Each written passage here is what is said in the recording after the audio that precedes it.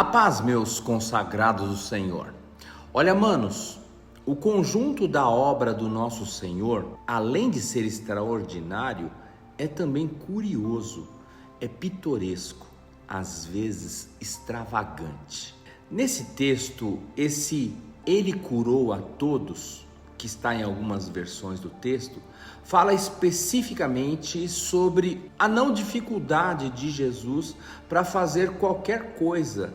E não havia uma triagem, uma seleção do que era mais fácil ou do que era mais difícil, do que era mais espetacular ou mais singelo e comum. Saibam, queridos, Jesus não veio para mudar a situação do mundo. É o que Jesus diz sobre o tempo de Elias. Em verdade, eu vos digo que muitas viúvas existiam em Israel nos dias de Elias, quando o céu se cerrou por 3 anos e 6 meses, de sorte que em toda a terra houve grande fome, e a nenhuma delas foi enviado Elias, senão a Serepta de Sidom, a uma mulher viúva, que está lá em Lucas 4:25. Nos dias de Jesus havia doentes para todo lado, mas nem todos foram curados. Mas todos os que foram trazidos com fé, ninguém saiu frustrado, nem os que estavam ali só assistindo. No entanto, o caráter da cura aqui tem uma dimensão assim muito maior. Primeiro, aleijados sendo colocados de pé. Gente, é preciso considerar que por anos eles estavam sem fortes tendões, sem potência muscular. Tudo estava atrofiado, poxa. Segundo, coxos cocheiam. Agora, andar é de forma ereta e compassadamente irregular. Terceiro, cegos vendo. Isso não é somente cura do globo ocular, da câmera que está na face. Isso é cura completa no cérebro, lugar onde se formam as imagens. Quarto, mudos falando? É mais do que sobre o aparelho fonador, porque os mudos, eles eram assim porque não aprenderam a falar, eram surdos também, daí a causa da mudez deles. Agora, como eles aprenderam tão rápido a usar o aparelho fonador? Como as articulações emitiram na hora palavras e sonidos inteligíveis? Como? Percebem a dimensão dos milagres expostos aqui? Não é só o caroço que sumiu, a dor de cabeça que se escondeu, ou o espirro que foi inibido, a febre que arrefeceu, que diminuiu. Aqui está o absoluto espanto de todos. Não tem lugar para dúvidas aqui ou para falsear o acontecimento. Não tem lugar aqui para alguém dizer, pode ter sido e pode não ter sido também. Percebam que lá em Mateus há uma generalização, né? Mas em Marcos, no capítulo 7, que é a mesma história paralela, falando sobre o mesmo evento, há um estudo de caso lá, né? De uma maneira mais próxima e mais íntima.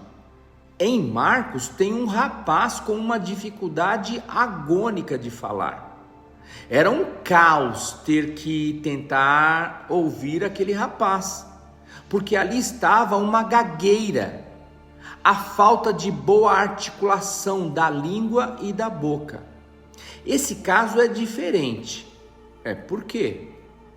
Os outros curados ficaram curados meramente porque foram jogados aos pés de Jesus e Jesus, passando, apenas os tocava ou apenas falava.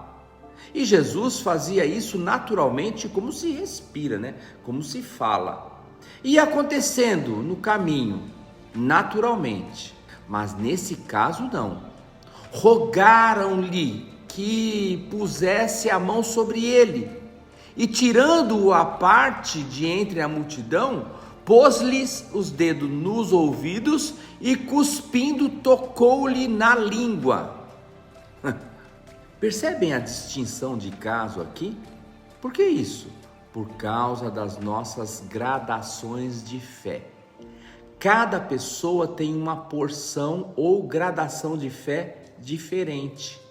E quando Paulo fala sobre isso, ele diz: cada um de vós deve proceder segundo a medida e a proporção da fé que recebeu de Deus em Cristo Jesus. É por isso que há pessoas que querem oração particularizada e não aceitam oração coletiva apenas. É por isso que o texto diz que Jesus, tirando ele do meio da multidão, tocou nos ouvidos com os dedos e pegou um pouco da sua saliva e passou e ungiu a língua do gago mudo. Parece nojento isso, mas é na nossa cultura principalmente. Mas eu acho lindo o que significa isso, queridos. Mas pastor, onde está a beleza disso, pelo amor de Deus? Eu vou explicar. Há uma intertextualidade aqui. Primeiramente com a de João capítulo 9, quando Jesus cospe no chão, faz um lodo e passa nos olhos do cego. E a segunda, quando o homem é formado do barro, do pó da terra, do barro, lá em Gênesis. Ora, meus queridos, quem é que pode afirmar o que Deus usou para molhar o pó da terra e preparar uma maçada para esculpir o homem com as suas próprias mãos, como numa olaria? Quem?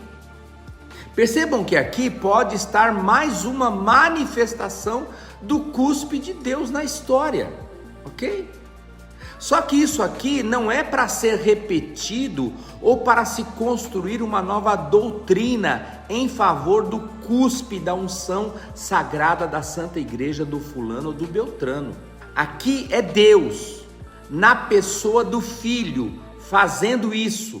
Olha a expressão: olhando para o céu, suspirou e disse: Efatá, abre-te. Por que a expressão está assim? A conexão com o céu está estabelecida. O suspiro se mistura com um sopro que Deus deu ao homem.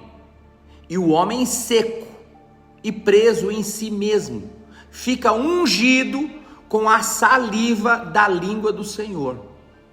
E o que era silêncio vira palavra e liberdade para aquele homem.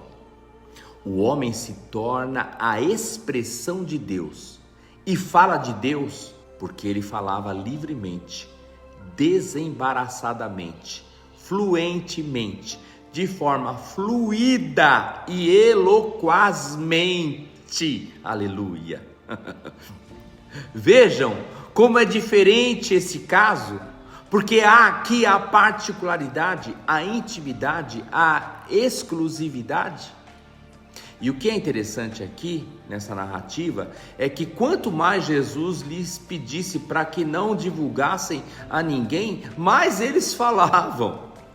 Mas aí já era pedir demais, não é? Você era mudo, agora você fala, só que não conta nada para ninguém. Manos, fica aqui com esses detalhes, com essas seguintes perguntas. Por que em Mateus diz que Jesus curou a todos? Peraí, mas curou todo mundo? Segundo, por que Jesus na narrativa de Marcos, que é a mesma história, atende alguém em particular? Bons estudos. Deus os abençoe.